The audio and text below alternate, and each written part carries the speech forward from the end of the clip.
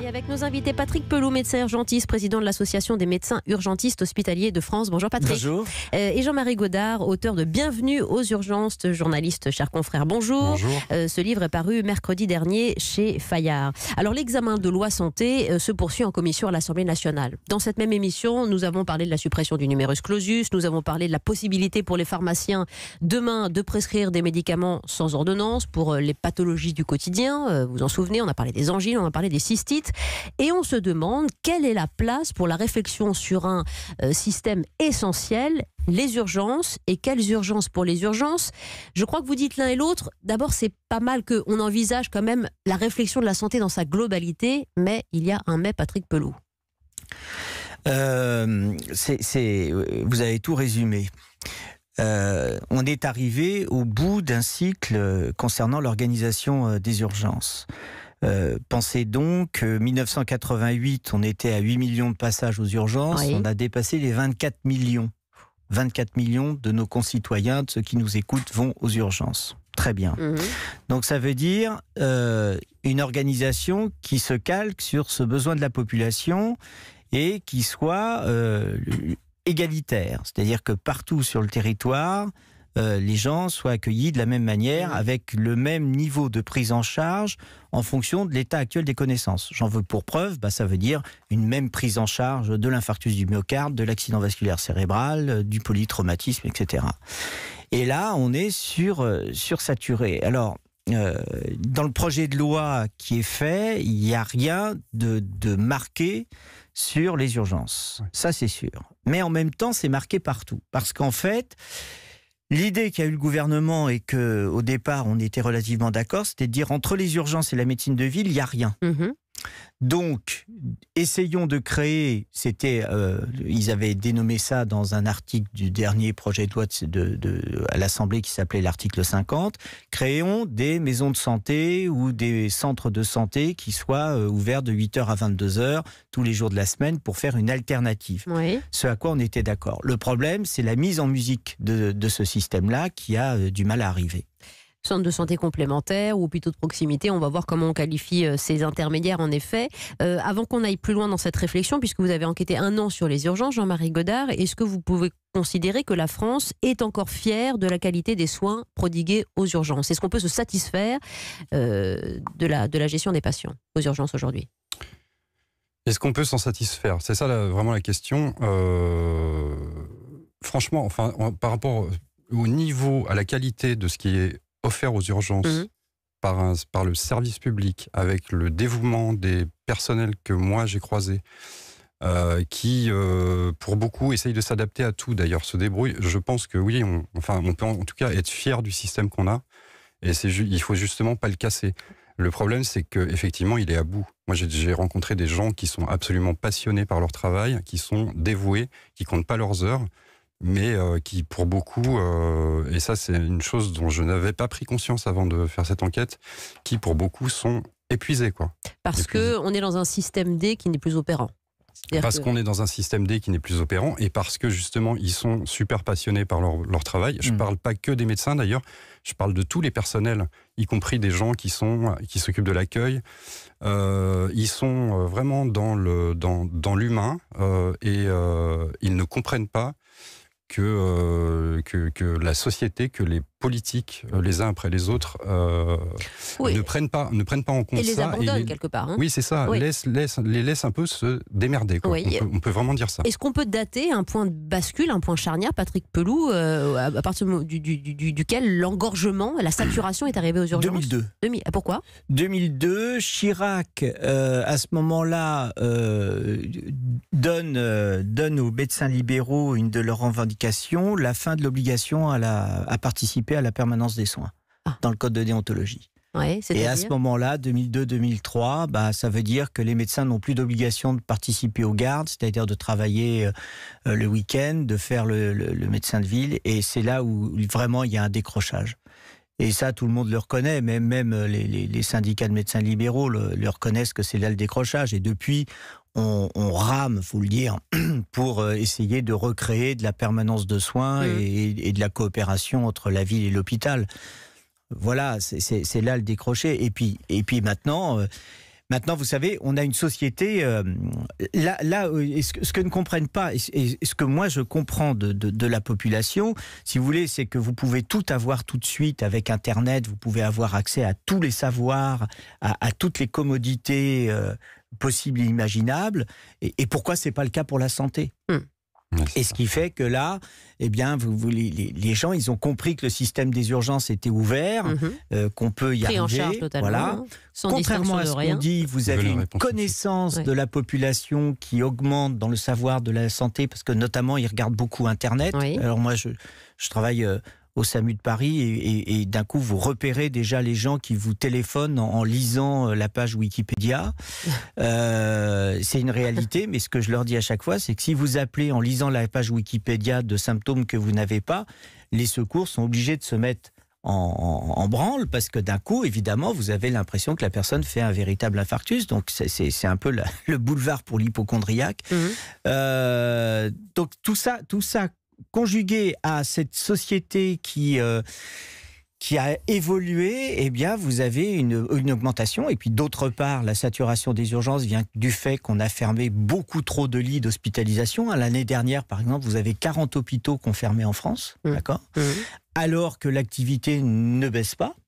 Donc on se demande ce que foutent les pouvoirs publics à continuer à fermer de plus en plus de lits. Et donc, comme vous fermez de plus en plus de lits, vous avez des malades qui attendent d'être hospitalisés et d'être pris en charge, et ils attendent sur des brancards aux urgences. Oui. Donc d'un coup... Ces scènes-là, on les a tous vues et vécues. Et le fait qu'il n'y ait plus assez de médecins traitants disponibles aussi pousse des patients à venir aux urgences, y compris pour ce qu'on appelle un peu la bobologie. Ce n'est pas la majorité des cas, mais ça engorge, ça sature aussi les services et vos personnels. C'est à la fois par facilité, mais c'est vrai, vous avez raison aussi, parce que les gens ne trouvent pas de médecins facilement. Bien qu'il faut le reconnaître, avec la naissance de l'application Doctolib, c'est quelque chose qui est en train de se recanaliser autrement. Alors, on va aller dans le détail maintenant que le contexte est posé par vous, messieurs Patrick Pelloux et Jean-Marie Godard, de ces urgences à la peine, conséquence d'une désorganisation globale du système de santé. On en parle jusqu'à 10h et n'hésitez pas vous-même à témoigner pour qu'on comprenne aussi comment on peut faire avancer les choses et comment le relais politique peut être annoncé et pris. Surtout, à tout de suite.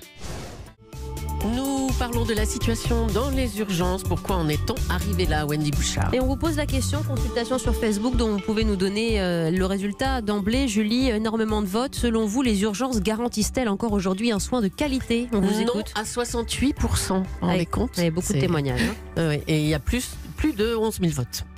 Beaucoup de témoignages, on vous en lira et Anne-Marie nous rejoindra dans quelques instants au standard au 39 21. Jean-Marie Godard est journaliste, auteur de Bienvenue aux urgences, paru chez Fayard il y a quelques jours, et Patrick Pelloux qui travaille au SAMU de Paris et médecin urgentiste, président de l'AMUF, nous éclaire sur ce sujet de services d'urgence qui constitue un point central de ce service de santé, de ce système de santé.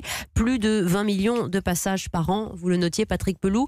Vous avez décidé d'enquêter pour quelle raison, Jean-Marie Godard, avec ce livre Bienvenue aux urgences ? Parce que je m'intéresse au service public de ce qui sont en première ligne sur des choses humaines absolument essentielles. J'avais fait le même travail sur la police. Alors la police des commissariats, la police avec laquelle tous les citoyens sont susceptibles d'être en contact pendant 1 an, en prenant justement toutes les questions de société qu'on se posait autour de la police et en les confrontant au quotidien des flics, c'est-à-dire aux hommes et aux femmes derrière l'uniforme qui sont et comment ils vivent leur métier aujourd'hui. Et il se trouve que effectivement, chez les policiers, j'en ai vu beaucoup qui allaient aux urgences pour emmener notamment des personnes en garde à vue pour des visites médicales. Oui. Et puis en plus, il y a eu une autre histoire qui était un petit peu. J'avais une amie qui avait emmené sa mère, que j'avais accompagnée pour emmener sa mère un soir à l'hôpital Bichat. Et je vais passer en fait 24 heures d'affilée à l'attendre dans la salle d'attente de 3h de l'après-midi à 4h du matin. À 4h le lendemain. Comme nous avons tous vécu. Et ça vous a non, mais ce qui s'est passé, c'est que je me suis absolument pas du tout ennuyé. C'est-à-dire que j'ai vu, une photographie de la société dans toutes ses composantes. dans ce qu'elle pouvait avoir de violente, de marrante, enfin voilà, vous avez un morceau d'humanité, quoi. Et au départ, je me suis dit, ça serait super de faire un article là-dessus, et en fait, c'est devenu un livre. C'est devenu un livre parce que vous dites en effet que cet engorgement des urgences traduit beaucoup de choses. D'abord, une confiance quand même dans ces médecins urgentistes. C'est rassurant finalement quand même d'aller aux urgences, Patrick Pelloux, mais c'est aussi une facilité, hein, et c'est ce qu'on note souvent. C'est-à-dire qu'il y a ce paradoxe. Ambulant. D'abord, moi, je voudrais dire que j'adore le titre du livre de Jean-Marie Godard, parce que bienvenue aux urgences, quoi. C'est-à-dire que quoi qu'on en dise, il y a cette mission universelle d'accueil. C'est-à-dire que notre stabilité, ce qui fait que nous vivons tous ensemble dans une société sous cette belle république laïque dans la nation, c'est parce que vous avez les 3 couleurs du drapeau qui sont représentées avec la police, la gendarmerie, vous avez le blanc avec l'hôpital et le rouge avec les pompiers. C'est ce qui fait la sécurité. Donc ce rôle de bienvenue aux urgences, c'est vraiment réel. Mais c'est vrai qu'on est débordé. Une société qui finalement a découvert le tout de suite, la rapidité, le fait qu'il y a plein de choses qui passent, qui sont modernisées dans leur concept, dans leur prise en charge. Et puis, vous avez ces urgences qui fonctionnent comme au XXe siècle, qui n'arrivent pas à se moderniser et qui croulent sous le travail, et où on ne donne pas suffisamment de moyens. Mais donner des moyens supplémentaires aux urgences, si on ne réforme pas l'ensemble du système, et c'est pour ça que le projet de loi qui est défendu à l'Assemblée nationale est très critiquable. Et d'abord, on n'a pas été concerté, j'aurais vraiment souligné ça, on n'a pas été concerté là-dessus. Ce projet de loi qui arrive comme ça va aggraver et déstabiliser encore plus le système.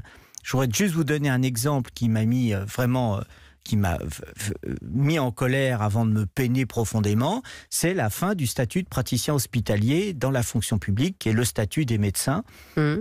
Eh bien, jeudi ou vendredi, le Parlement a décidé de changer radicalement ce statut. Pourquoi on veut en sortir et qu'est-ce que ça changerait ? Ça va changer énormément de choses, notamment, en gros, toute la stabilité du service public qui fait que les médecins sont assimilés comme des fonctionnaires saute. Et ça veut dire que des médecins qui travailleront à l'hôpital pourront faire encore plus de privé qu'avant.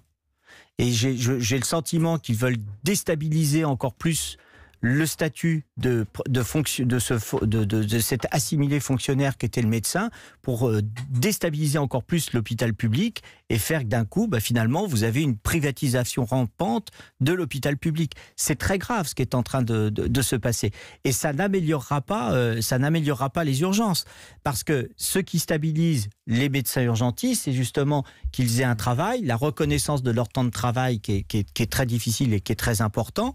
Mais actuellement, ils ne remplissent tellement peu cette mission de faire rentrer les jeunes dans le statut et dans la carrière hospitalière au niveau des urgences, qu'y compris à quelques mètres de là, en plein Paris, vous avez des services d'urgence qui maintenant font appel au travail intérimaire. Ce qui n'était jamais vu. Les vacataires. Jamais vu. Ouais. Ah oui, non, du travail intérimaire, où on paye beaucoup plus cher des boîtes d'intérim pour trouver des médecins qui viennent aux urgences. Ça rejoint ce que vous avez vu aussi, on en parlera dans cette enquête, c'est-à-dire la dépression du personnel, le burn-out, beaucoup de cas aussi de femmes et d'hommes dépossédés devant l'ampleur de la tâche, ne pouvant pas exercer le cœur de leur mission, vous le rappeliez, Patrick Pelloux. Pascal va réagir au 3921, elle nous appelle de Rennes, elle veut nous dire ce qu'elle a constaté, elle, dans les urgences, dans les services des urgences à Rennes. À tout de suite sur Europe 1 pour faire le tour de la question et tenter de se préoccuper ensemble de notre système de santé et de celui des urgences.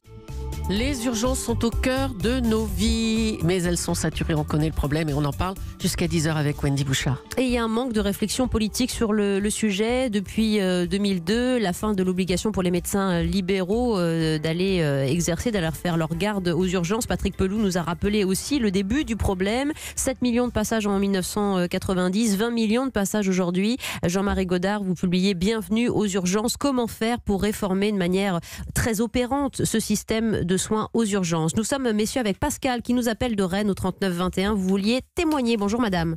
Bonjour Wendy, Pascal. bonjour à tout le monde. Parce que ce que vous avez vu aux urgences de Rennes, je ne sais pas si c'est révélateur, mais en tout cas c'est fort de sens. Dites-nous. Oui, alors à Rennes, il a été construit un nouveau bâtiment d'urgence. Donc voilà. Et moi, j'ai dû y aller l'année dernière par 2 fois pour sur l'avis des SOS médecins en fait. Oui. Donc la première fois, c'était dû à des maux de tête, mais très violents, et le médecin des SOS médecins pensait que je faisais des réactions ménagères, en fait. Donc j'ai été transférée sur les urgences. Par contre, aux urgences, ils trient les personnes qu'ils pensent vraiment avoir tout de suite. Hop, moi ça a été mon cas, j'ai été prise tout de suite. Donc voilà, j'ai fait des tas d'examens. Et puis, j'ai été mise dans un dox. Et puis, à la fin de la journée, j'allais mieux. On m'a donné un traitement pour repartir. Mais avant que je m'en aille, il fallait que j'attende que mon mari vienne me récupérer. Donc, je suis sortie du box et assise sur un fauteuil. Et là, je me suis dit, mais comment il peut y avoir autant de personnes encore en 2019, et 2018, sur des brancards? Il y en avait bien une quarantaine. Une quarantaine de patients qui attendaient sur les brancards au service d'urgence de Rennes. Oui. Sachant qu'il y a une autre aile. Ça, c'est typique de ce que l'on peut voir aussi dans les urgences un peu partout dans les grandes villes. Mais le cas de Rennes vous fait réagir, Patrick Pelloux, de manière plus spécifique? C'est un cas qui est compliqué, mais comme sont généralement compliqués les cas des hôpitaux universitaires. Parce que les hôpitaux universitaires, vous avez plein de services qui sont surspécialisés, dont on a besoin, mais on n'a pas su garder dans l'hôpital universitaire des services polyvalents. Donc du coup, vous avez un embouteillage, ce qu'on peut comprendre, parce que le service de surspécialité, par exemple en gastro-entérologie, va jamais vouloir accepter un malade qui a une pneumopathie, une maladie des poumons. Donc il y a un embouteillage. Et alors ce qui est paradoxal, c'est que vous avez le CHU de Rennes où vous avez des difficultés chroniques qui font d'ailleurs notamment que le chef de service dépose régulièrement sa démission parce que c'est extrêmement difficile de travailler là-bas. Et on ne lui donne pas les moyens pour travailler. Et puis à quelques kilomètres de là, vous avez l'hôpital général de Saint-Brieuc qui s'en tire bien, qui a des effectifs médicaux qui sont pleins et que j'ai pu aller visiter il y a quelques mois et qui s'en sort très bien. Donc vous avez un tissu qui est très paradoxal en France. Et la difficulté qu'il y a par rapport à ce que dit Pascal, c'est que les urgentistes essayent d'appliquer au mieux l'état actuel des connaissances. Donc maintenant, il est clair que quelqu'un qui vient pour une migraine, ce qu'on ne faisait pas dans les années 70 ou 80, on le fait maintenant parce qu'on a les IRM, les scanners, etc. Puis on va se poser des questions, savoir s'il n'y a pas une hémorragie ménagée, s'il n'y a pas un début de tumeur, etc. Donc on se pose des questions et on va jusqu'au bout de ce qu'on doit faire. C'est pour ça que les gens attendent souvent beaucoup. Et ce qui est sûr, c'est qu'une fois qu'on arrive aux urgences, et vous avez bien vu ce système d'accueil universel, que votre urgence soit urgente ou pas, en l'occurrence, on vous traite, on va vous soigner, Jean-Marie Godard. On est pris en charge. Ce qui explique aussi la saturation, y compris pour des petits bobos qui ne sont pas du ressort de l'urgence. Simplement, on n'a pas trouvé ni de pharmacien ni de médecin à une heure avancée du jour ou de la nuit. Parce qu'il y a une exigence de qualité de nos concitoyens. Et ce qu'on peut comprendre. Donc d'un coup, maintenant, il y a le stress de ne pas passer à côté d'une pathologie grave. Parce que derrière un petit bobo, vous savez, c'est l'arbre qui cache la forêt souvent. Et d'un coup, vous vous retrouvez avec un petit bobo ou une petite plaie de la main qui, 3 jours après, devient un phlegmon. Et puis les gens vont porter plainte et ils ne seront pas contents, ce qu'on peut comprendre. Mais donc, ça a des exigences de qualité. Mais donc, ça veut dire beaucoup de temps. Et vous dites, Jean-Marie Godard, les urgentistes qui font 10 ans d'études au bas mot, car c'est une spécialité, les urgentistes sont les MacGyver de l'hôpital, c'est-à-dire... Alors, ils n'aiment pas que je dise ça, d'ailleurs, parce qu'il y en a plusieurs à qui j'ai dit ça, ils sont très... Ils tiennent quand même à leur métier, il y a quand même des protocoles à respecter. C'est formidable, MacGyver. C'est le système D dans toute sa splendeur. C'est parce qu'ils se débrouillent avec des moyens insuffisants. Mais bien sûr, mais c'est exactement ça. C'est exactement ça. Et le problème, effectivement, c'est qu'au bout d'un moment, vous finissez par craquer. Enfin, vous ne pouvez pas non plus...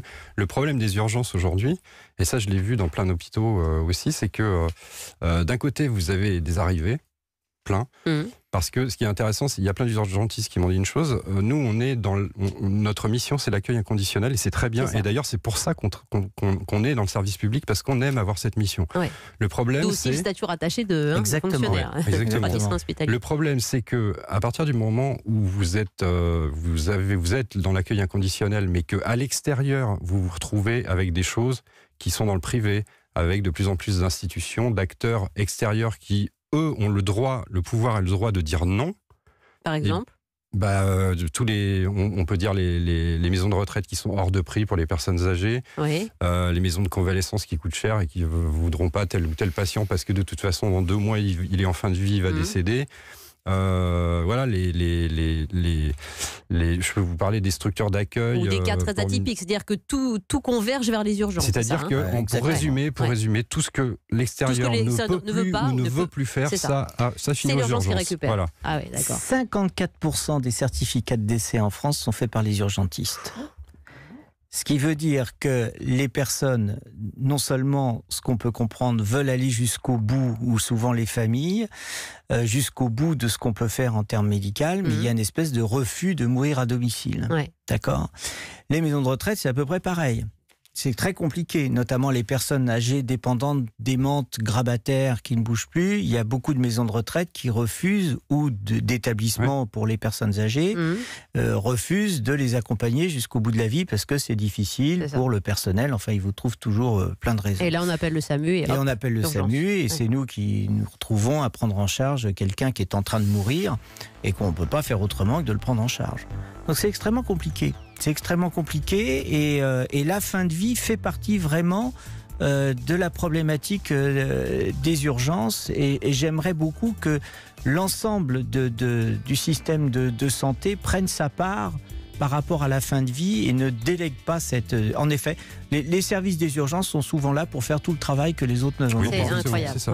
Très intéressant sur la fin de vie. On pourra y revenir, messieurs, avec Anne-Marie et Marie qui nous rejoignent au 39 21. Et puis, on recevra un collègue également, chef des urgences de l'hôpital Avicenne et du SAMU qui est rattaché, Frédéric Annette. À tout de suite sur Europe 1.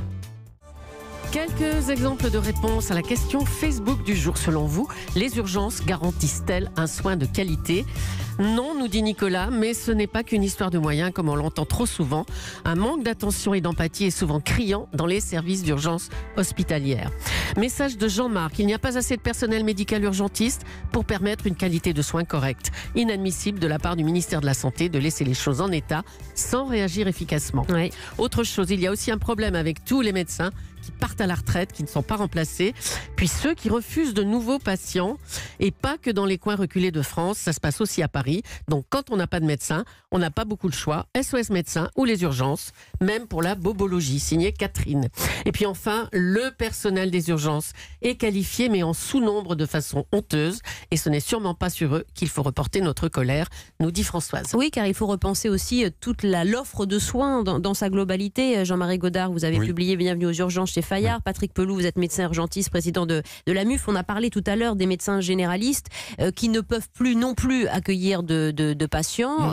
Et donc, on a un système de déversoir aussi sur les urgences. Voilà. Le bout du bout, c'est toujours l'urgence. À mon sens, même si ça fait bondir un certain nombre de mes confrères quand je dis ça, mais ce n'est pas remettre en cause leurs compétences, je pense que la notion de médecin traitant a vécu. Ouais. C'est-à-dire, vous ne pouvez pas dire à la population trouver un médecin traitant quand il n'y a plus de médecins qui sont en mesure de vous accueillir. Donc il faut revoir cette notion. Médecin de famille, on pouvait l'appeler quasiment à toute heure du jour et de la nuit. Mais ça, c'est terminé. Et puis le médecin, il faut les comprendre. Il y a une évolution sociétale importante et le médecin joignable H24 tous les jours de l'année, j'en connais plus d'un médecin qui ont fait ça, vraiment, médecin de ville, mais qui ont souvent laissé leur santé. Donc il faut comprendre qu'il y a une modélisation à retrouver, une modernisation à trouver. C'est valable aussi pour les infirmières, les kinés et tous les professionnels. Mais ce qu'a dit Catherine est juste. Vous ne pouvez pas demander aux gens de dire trouver un médecin traitant alors qu'ils ne peuvent pas en trouver. Alors qu'on a besoin de médecins traitants, notamment pour les maladies chroniques. Donc c'est pour ça qu'il faudrait revoir ce concept et valoriser de manière très importante, et ça moi je suis plutôt favorable à ça, le dossier médical partagé sous forme informatique, etc. Ça c'est à trouver les outils, parce que sinon nous allons nous faire dépasser sur le dossier de santé par le GAFA, c'est-à-dire par Facebook, par tous les réseaux sociaux qui sont en train, notamment Apple, de lancer des dossiers médicaux, et là on ne saura pas, quand vous aurez un dossier médical qui partira et qui sera traité par des grands consortiums, on ne sait pas où iront vos informations. C'est pour ça que l'État doit organiser et formaliser le dossier médical. Julie, vous avez une question ? Oui, mais pour l'instant, on a besoin du médecin généraliste, médecin de référence, pour la Sécu, par exemple. Mais voilà, mais c'est pour ça. vous avez raison. Et c'est pour ça que cette idée et ce concept, et le parcours de soins, mais ce concept d'emblée ne fonctionne pas. C'est-à-dire, il y a plein de gens qui ne peuvent pas trouver de médecin traitant. Nous avons Morgane, ça va vous faire réagir, Jean-Marie Godard. Elle nous écrit de Saint-Étienne. Elle est interne en médecine aux urgences à Saint-Étienne. Donc certains patients, dit-elle, encombrent les urgences et ne méritent pas de venir aux urgences. Ils râlent, ils s'énervent, ils aggravent aussi le problème d'encombrement des urgences. Il y a des patients, il faut le dire, qui viennent pour rien. Ça fait partie de l'accueil universel, mais c'est aussi une réalité qu'on ne peut pas négliger aujourd'hui. Vous l'avez constaté ? Oui, j'ai passé du temps à un moment sur ce qu'on appelle les premiers examens où on prend les constantes, où c'est ce qu'on appelle les infirmières organisatrices de l'accueil. C'est là où on va trier ensuite. C'est là où vous avez la première arrivée en zone de soins, on va vous demander pourquoi vous venez, on vous prend votre tension et tout ça, et à partir de ce moment-là, vous allez être dirigé soit tout de suite vers un médecin parce que vous avez vraiment besoin d'urgence vitale ou pas, soit dans une salle d'attente. Ouais. Et effectivement, c'est vrai que, dans les endroits que j'ai pu voir, j'ai assisté à ces premiers examens. Et j'ai passé, je me rappelle, plusieurs matinées où effectivement vous aviez l'impression d'être dans une consultation de médecine de ville non programmée. Ouais, c'est ça. Avec des gens qui venaient pour des urgences parce que, notamment, j'ai vu passer, il y avait une étudiante qui était absolument pressée, qui avait une angine bactérienne qui avait été diagnostiquée par son généraliste qui lui avait donné un antibiotique et qui, au bout de 24 heures, elle préparait des examens, elle trouvait inadmissible de ne pas être encore guérie, donc elle est allée voir un premier service d'urgence qui lui a prescrit un autre antibiotique, et puis comme au bout de 24 heures, c'était toujours pas passé, elle est allée voir le service d'urgence où j'étais, parce que c'était toujours pas guéri, et il y a eu une pédagogie à faire en disant, ok, mais de toute façon, une angine bactérienne ou virale, d'ailleurs, ça va pas, vous n'allez pas guérir en 24 heures. Il y avait, en fait, dans ce que me disaient les urgentistes, il y avait effectivement cette impatience absolue aujourd'hui un peu de la société, c'est-à-dire que les gens, à partir du moment, accueil universel et gratuité, il faut quand même le dire. Justement, il y a le tout, mais à partir du moment où les gens, en fait, ils disaient, on n'accepte plus d'être malade et on n'a plus le temps d'être malade. De toute façon, et si je viens aux urgences, je dois être guéri. Alors c'est pas gratuit. Pris en charge. Non, mais il y a ce sentiment. Non, ils ont le sentiment que c'est gratuit, mais ça coûte très cher. Et c'est pour ça. Moi, je suis assez d'accord pour que chaque année, tous autant qu'on est, on reçoive un décompte de la sécurité sociale pour savoir ce qu'on a coûté. Bien sûr. Et ça aurait une vertu pédagogique. Mais les gens, il ne faut pas qu'ils croient. Et ça coûte de faire intervenir le SAMU, les équipes du SAMU, ça coûte. De faire intervenir les pompiers pour un oui, pour un non, ça coûte à l'impôt, ça coûte à la collectivité.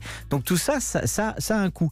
Mais surtout, le coût le plus difficile, c'est qu'en effet, l'exemple que vous donnez avec cette jeune fille qui était impatiente et qui a changé 3 fois d'antibiotiques, non seulement une raison première, c'est qu'elle perturbe l'ensemble d'un système. Ouais. Tout ça pour elle-même parce qu'elle n'est pas satisfaite qu'un antibiotique ne marche pas. Et un antibiotique, il faut 48 à 72 heures pour que ça marche.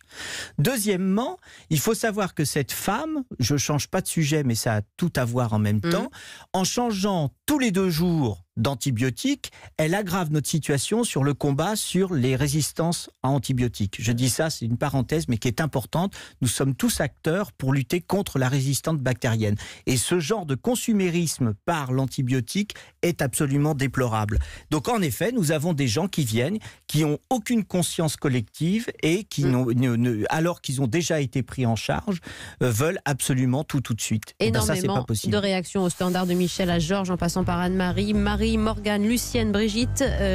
On va essayer de vous donner la parole et surtout de vous lire à tout de suite sur Europe 1 et au 39-21.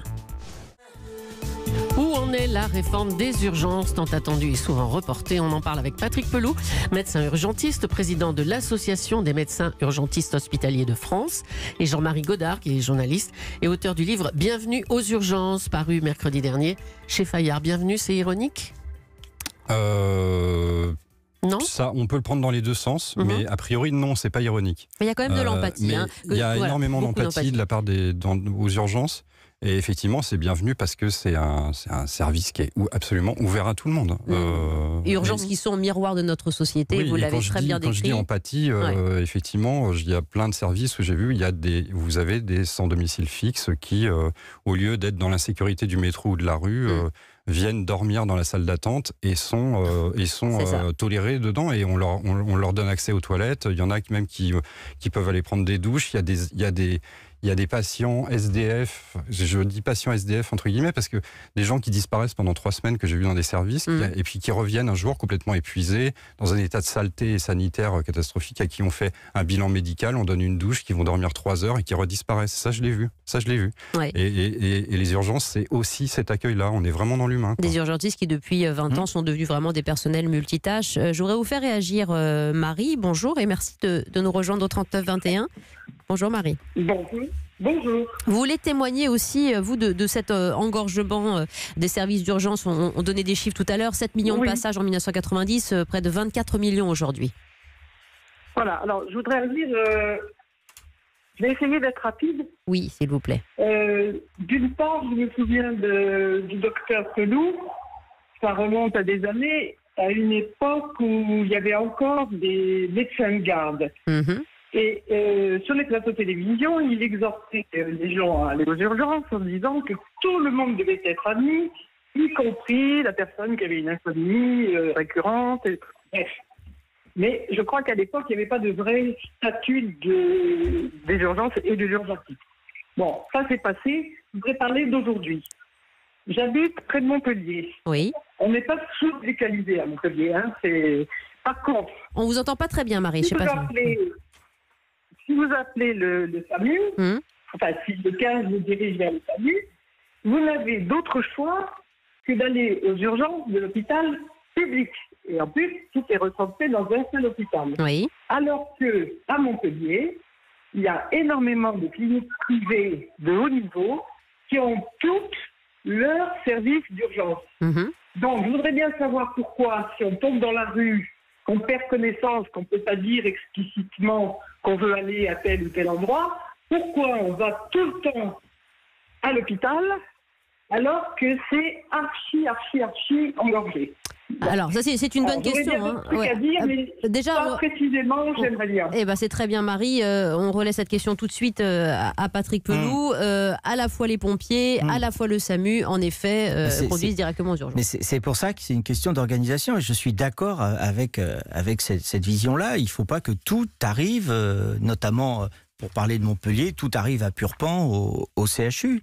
Il va falloir, et c'est pour ça que moi j'attendais avec beaucoup d'impatience ce projet de loi sur le santé 2022, il faut se réorganiser autrement. Et en effet, il faut que des patients qui ont des pathologies qui peuvent être pris en charge sur des centres d'urgence dits privés puissent y être accueillis à partir du moment où ça correspond aux pathologies qu'ils peuvent prendre en charge. C'est vraiment une question d'organisation. Mais c'est-à-dire qu'il y a une nouvelle pédagogie aussi à inculquer au service du SAMU pour réorienter différemment peut-être. Oui, mais ça c'est pas c'est pas ce qu'il y a de plus difficile, parce que en gros c'est assez simple de dire et les SAMU sont plutôt assez ouverts là-dessus. On a fait rentrer les médecins libéraux pour faire de la régulation aux côtés des médecins hospitaliers. On peut modifier ça assez facilement. Le plus compliqué, c'est de créer le réseau de soins derrière, notamment des centres de santé ou des maisons médicales, notamment sur des zones qu'on appelle des déserts médicaux, qui ne sont pas d'ailleurs simplement le monde rural. Vous avez des déserts médicaux, même à Paris, par exemple, dans le 19e. Oui. Donc, c'est des concepts comme ça qu'il faut mettre en œuvre, et les mettre en œuvre rapidement. Je suis convaincu qu'on ne peut pas continuer à laisser se dégrader comme ça l'organisation du système de santé en regardant cette espèce de montée exponentielle de fréquentation des urgences. Merci à Marie pour votre témoignage. Je vais vous faire réagir juste après la pause, Jean-Marie Godard, notamment cette initiative dans le Bas-Rhin, dispositif testé. Ça s'appelle un médecin 116-117 pour désengorger ces services d'urgence. On va en parler avec vous. Cas concret et vos témoignages, je vais en lire quelques-uns juste après la pause. À tout de suite sur Europe. Comment désengorger les services d'urgence alors qu'ils remplissent non seulement un rôle médical mais aussi social? Est-ce qu'il faut faire en sorte de n'envoyer aux urgences que les urgences vitales? Peut-on y parvenir? Que fait-on des autres cas? Toutes ces questions, les invités de Wendy Bouchard répondent jusqu'à 10h. Patrick Pelou, médecin urgentiste, président de la MUF, Jean-Marie Godard, auteur de Bienvenue aux urgences, paru chez Fayard. Michel nous écrit de Reims, ce problème lié aux urgences vient du manque d'efficacité de nos politiques depuis au moins 20 ans. Brigitte réagit de Saint-Brévin-les-Pins, elle a été hospitalisée suite à une bronchite, elle est restée en attente 26 heures sur un brancard. On m'a apporté à manger, dit-elle, à 3 heures du matin. Réaction en revanche positive d'Evelyne de Saint-Gratien qui n'est restée que 2 heures après une chute, très bien prise en charge. Après, le SAMU l'a amené le 15 pour un problème aux côtes. Il y a vraiment toujours 15 poids et 15 mesures. Je voudrais qu'on vienne d'un mot sur la gestion des patients les plus âgés, ceux que vous voyez arriver d'EHPAD qu'on dit médicalisés. Patrick Pelou, on a fait une émission très forte là-dessus, incapable en réalité de gérer la fin de vie. Et vous devez, vous, gérer ces cas-là. Oui, mais ça c'est assez fréquent. C'est les exemples où d'un coup, souvent le personnel dans les EHPAD n'a pas été formé ou informé que c'est les derniers instants d'une personne âgée. Au lieu de la laisser s'éteindre dignement dans sa chambre, dans son EHPAD, eh ben, il y a la panique généralement à 2-3 heures du matin et on appelle le SAMU et on est obligé de transporter la personne âgée qui va s'éteindre sur un brancard aux urgences. Ça, c'est du quotidien. C'est du quotidien, hélas. Alors, on monte des initiatives. Là, je vais en monter une sur Paris, de réunir l'ensemble des maisons de retraite et des EHPAD pour parler avec eux, pour essayer de se doter de protocoles. Je crois qu'il y a un moment, par rapport à ce que disait un des auditeurs, par rapport au pouvoir public, il y a aussi le moment où nous, qui sommes sur le terrain, on doit prendre des initiatives d'organisation et se réunir et se mettre autour de la table. Si on attend sans arrêt que tout descende du ministère de la Santé, c'est pas gagné. Donc, du coup, il faut qu'on prenne des initiatives. Mais quand on prend des initiatives, il faut que ça suive derrière. Il ne faut pas qu'on nous mette des bâtons dans les roues. Mais par exemple, dans le Bas-Rhin, Strasbourg, un médecin 116-117 ouvert du lundi au vendredi de 8h à 20h qui suppose de réorienter les patients vers la médecine de ville, pour désengorger les urgences. Ça a été fait dans le projet de loi de santé en 2015, ce truc. Le 116-117 donne pas les résultats escomptés, en fait. Bon, ça fait une permanence téléphonique, mais c'est comme lorsqu'on a dit qu'il fallait que les médecins libéraux, ils sont arrivés dans les centres de SAMU, l'un des arguments était de dire ça va désengorger les urgences, ça n'a rien désengorgé du tout. On continue inexorablement la montée en puissance des urgences. Ce qu'il faut comprendre, c'est que quand vous faites de la consultation au téléphone, il arrive un moment, vous dites, il va y avoir besoin d'examens complémentaires, va y avoir besoin de radiologie, etc. Et la seule alternative qu'il y a, c'est de dire on va aux urgences. Donc en fait, il faut conduire une organisation qui fasse une alternative aux urgences. Avec des brancards et une bataille de lits que vous avez constaté, Jean-Marie Godard. Ce qu'on appelle d'ailleurs la bataille des lits dans les services d'urgence. C'est la bataille des lits. Et ça veut dire quoi ? Ça veut dire que vous allez passer, au lieu de faire votre travail de médecin, vous allez passer 1h30 à faire la tournée des services. Pour voir s'il y a des lits disponibles. Vous commencez par votre hôpital, ensuite vous tapez les établissements autour, et puis vous élargissez, et ensuite vous reprenez au début de la liste où on vous a dit non, jusqu'à ce qu'il finisse par y avoir quelqu'un qui va dire oui avec un lit qui va se libérer. Vous allez passer 1 heure à faire ça. Pour que la personne quitte son brancard et monte dans une chambre. Il y a des urgentistes pédiatriques qui cherchaient des lits d'hospitalisation. Ils disent ce qui est rageant, c'est qu'on va passer 1 heure au téléphone à se battre et que de toute façon, comme ce gamin il a besoin d'être hospitalisé, il y a forcément quelqu'un au bout d'un moment qui va finir par lâcher, mais on aura tous perdu 1 heure pour rien. Ça fait aussi partie de votre quotidien, Patrick. Oh là là là là là là. L'administratif. Je pense que je suis celui qui a le plus entendu les musiques d'attente des téléphones. Je suis imbattable sur les 4 saisons de Vivaldi. C'est terrible. Vous passez votre temps à attendre au téléphone. Mais il faut comprendre en même temps que c'est un ensemble de systèmes qui est complètement bloqué et verrouillé par justement le fait qu'on a fermé trop de lits d'hospitalisation. Mais est-ce qu'il y a un objectif de rendement, de rentabilité aux urgences ? Mais il faut que vous sachiez, donc je vais vous donner une information, c'est que quand vous recomposez un hôpital, à l'heure actuelle, c'est-à-dire vous allez voir les pouvoirs publics en disant on va reconstruire un hôpital, on va reconstruire des services, etc. Vous avez un bureau à Bercy qui vous dit on va vous donner l'argent pour reconstruire votre hôpital, mais en contrepartie, vous devez fermer 30% des lits. Parce que c'est comme ça. Non mais la question, Julie, est judicieuse. C'est absurde parce que d'un coup, la tarification et ce qui fait que vous avez un budget à l'hôpital, c'est la tarification à l'activité. Donc d'un côté, ils vous disent, on vous baisse le nombre de lits Donc on vous baisse votre activité et en même temps le budget que vous allez avoir, c'est en fonction de l'activité. Donc nécessairement, vous avez un système qui fait qu'on est dans le déficit permanent. C'est ce qui fait. Ça, c'est un système qui a été pensé par les technocrates, c'est ça? Ah oui, au cours des 20-30 dernières années. Ce qui fait que de toute façon, le budget qui est voté par l'Assemblée nationale pour la sécurité sociale et l'hôpital est nécessairement et crée le déficit et crée la pénurie. Il y a pourtant une urgence aussi vis-à-vis du vieillissement de la population. On commençait à en parler, Jean-Marie Godard. Urgence dont tout le monde est conscient, mais les politiques ne suivent pas.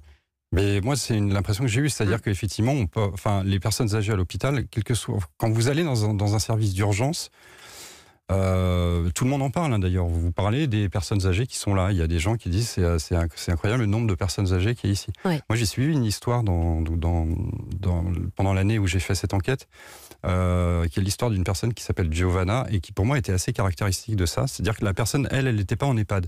C'était quelqu'un qui était en insuffisance rénale, qui était en fin de vie, insuffance rénale phase terminale, et qui un jour fait une chute. On est dans le sud. Et qui donc est conduite par les pompiers. Elle habite dans sa famille. Elle a été prise en charge par sa fille. Et donc les pompiers l'emmènent à l'hôpital. Et à l'hôpital, d'ailleurs, le chef de service des urgences, puisqu'elle arrive aux urgences, c'est intéressant parce que lui-même dit, de manière récurrente, on va dire, on a 50 personnes, patients âgés de plus de 75 ans qui arrivent par jour. Oui. On a besoin d'en hospitaliser 25. On a un service de gériatrie. Il y a 3 lits. Oui. Il y a 3 lits. On a 3 lits pour 25 hospitalisations à faire. Donc, qu'est-ce qui se passe? Par exemple, cette dame, elle arrive, elle va partir dans ce qu'on appelle une unité d'hospitalisation de courte durée parce qu'il va falloir la garder quelques jours. Normalement, une UHCD, c'est pour des gens qu'on va garder pour des examens en observation qui vont être là 24 heures, 3 jours. D'accord. Cette personne, elle va rester 3 semaines en UHCD. Parce qu'à l'extérieur, les EHPAD, ça coûte plus de 3 000 € et qu'il y a que, sur un établissement de 90 chambres, il y en a 10 qui sont en aide sociale, et elles sont évidemment toutes pleines. Donc l'hôpital va la garder et va faire à la fin du palliatif. Finalement, chaque cas est éclairant d'une faille de ce système de santé. C'est ce qui est incroyable dans tout ce que vous avez cité l'un et l'autre, Patrick Pelloux, Jean-Marie Godard. Et c'est vraiment le miroir de la société et le miroir de tous les dysfonctionnements organisationnels et sanitaires. Tout ce qu'on fait aussi porter sur les urgences. Et c'est pas du tout accuser les uns ou les autres, la ville par rapport à l'hôpital, par rapport aux cliniques privées, etc. On est tous dans le même bateau. Oui. Et je suis convaincu que la modernité, elle est dans la coopération entre les systèmes. Tout à fait. On va faire un acte 2, si vous voulez bien, de cette émission, parce qu'on a beaucoup de choses à dire. On va suivre l'examen du texte à l'Assemblée nationale et on vous retrouvera, Patrick Pelloux, Jean-Marie Godard, parce qu'on a beaucoup encore de témoignages à vous livrer. À très bientôt, messieurs. Je reprécise votre livre Bienvenue aux urgences, Jean-Marie Godard, paru mercredi dernier chez Fayard. On se retrouve dans un instant avec d'autres paroles, celles de facteurs qui sont eux aussi témoins de la société. Décidément des témoignages à venir avec vous au 39 21 et Julie.